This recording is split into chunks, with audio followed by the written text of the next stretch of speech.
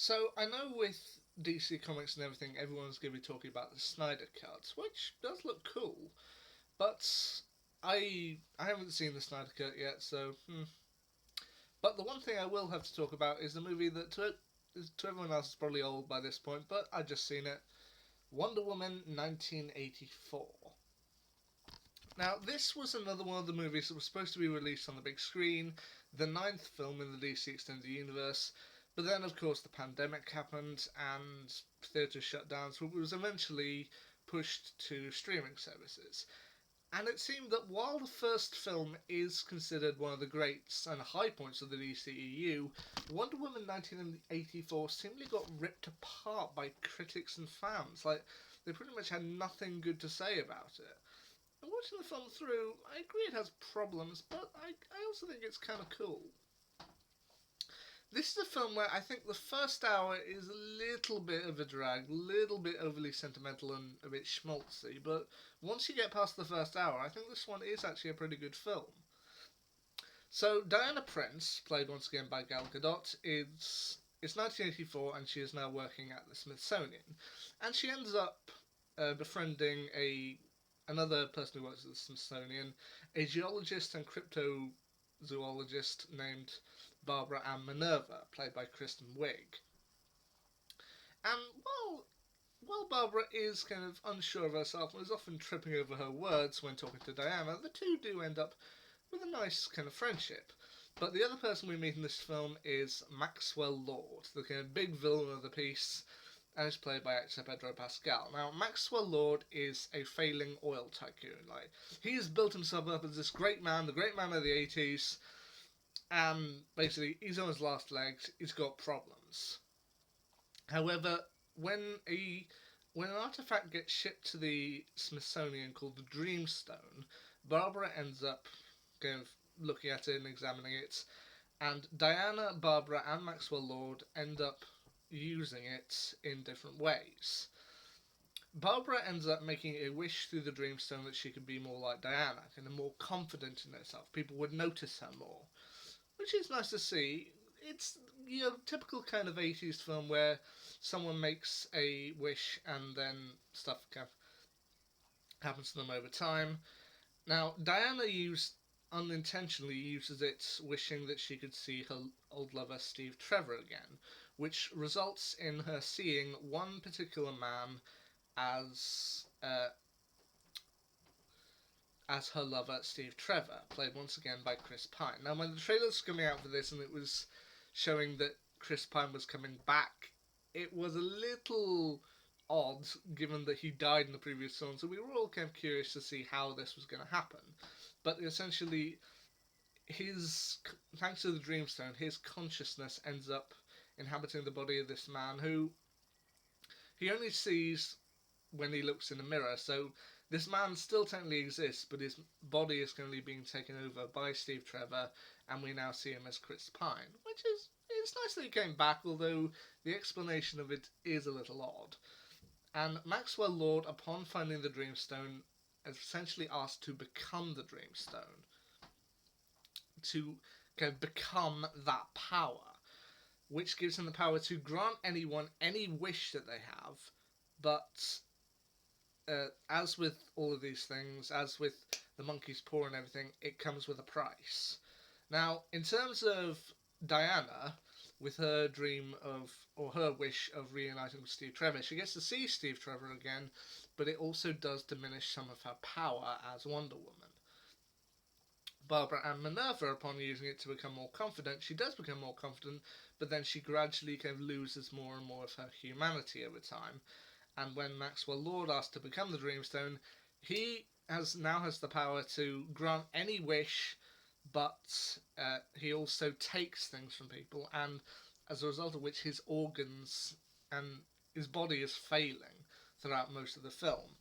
So it's kind of race against time to get everything back together. Now, of course, the big thing of this is Barbara Ann Minerva eventually becomes the villain known as Cheetah. Now, Cheetah, I've heard from some DC Comics fans, is supposed to be one of the iconic Wonder Woman villains. And while I don't necessarily think she's the top tier Wonder Woman villain, I do think she is probably one of the more famous ones. Now, as a in terms of what I consider the top tier Wonder Woman villain to be, like on the levels of the Joker and Lex Luthor, I'd probably go with Cersei.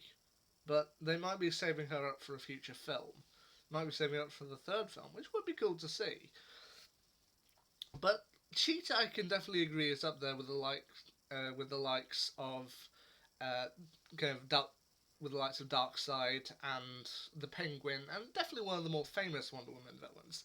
I also did like how they managed to incorporate Wonder Woman's invisible plane into this. Like, Wonder Woman's invisible plane is synonymous with the character at this point, and I always just kept thinking to myself, how are they going to do this? How are they going to make an invisible plane believable? But they did manage to strike a nice compromise with her and Steve partway through the film needing to steal a plane in order to chase down the bad guys to Cairo. Steve reckons he can still fly the plane, and like they won't find them. It's like Diana's like, "Oh yeah, I forgot radar.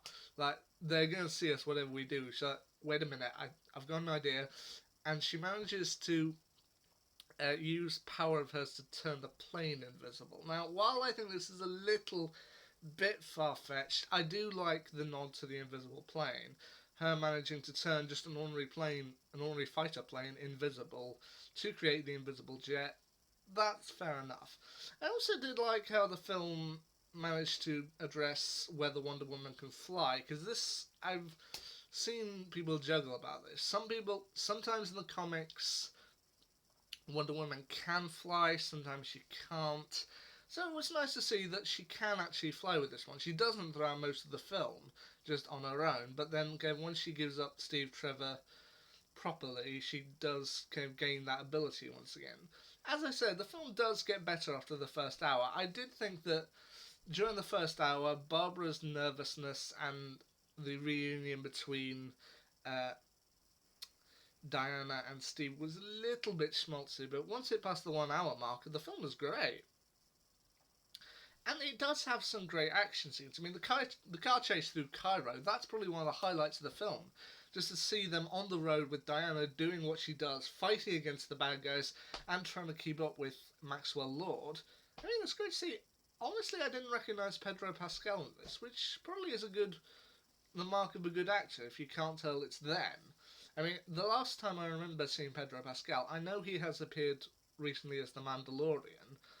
I personally haven't seen that, but the last time I saw Pedro Pascal was Kingsman: The Golden Circle, and I didn't recognise him this time around, so hey, good for him. Now, as I admit, the film does have some problems. I mean, it does have some good moments as well. I mean, the opening chase in Amazonia where they're essentially going through an Olympic style event, but then when Diana's close to winning, she's kind of held back and said, "No, you took a shortcut, you cheated." And just sometimes things are worth doing properly rather than taking the shortcut. Which I'll admit the message there can get a little warped, but on the whole, that was a good scene. As I said, the car chase through Cairo, that's brilliant.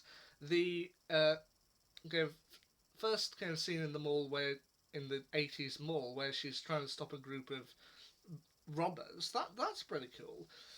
Now, the gold outfit that she wears that belonged to the Amazon hero Asteria, when posters started coming out showing Diana in that old gold outfit, a family member of mine saw that and thought it actually looked really cool. Like, that looked awesome. And I was just like, really? It just kind of looks like they're trying to use every single colour in the set. It's like, yeah, that's what makes it cool. It looks like it's from the 80s. I was unsure about it, and the gold suit towards the end, I admit, is a little embellished, but yeah, well, it was still a pretty cool fight scene. Especially towards the end of the fight where they do manage to do some pretty cool stuff with Cheetah. Like, when Barbara's fully become the Cheetah, she wishes to become an apex predator. And I will admit, her final battle against Wonder Woman is actually fairly cool, where Diana realizes that in order to set everything right, everyone has to give up their wish, relinquish it. However, Barbara was never going to give it up. And they do manage to do some pretty good stuff with it. Now, I will admit, I do also like the redemption of Maxwell Lord. Like, in the end, when he sees all the damage that he has done, particularly this is going to set around the time of the Cold War. So when he sees all the damage that he's doing with his wishes and ultimately gives up, I do like how he reconnects with his son. I like a good redemptive arc for a villain. But as I said, you do have to sit through some moments that are maybe a little overly schmaltzy, and I will admit it's not the strongest of the DCEU. I don't know if it's the weakest. That Emma would probably go to the likes of either Justice League or Suicide Squad. As much as I love those films, but it's definitely not the first film. I do think it's one that you can enjoy at least once, but I will admit it's not the strongest. But there you go, that's just me. I'm still glad I saw it, I'm still glad I bought it, and I hope to watch it again sometime. But that was my quick little review of Wonder Woman 1984. Hope you enjoyed. Anyway, until next time, see ya.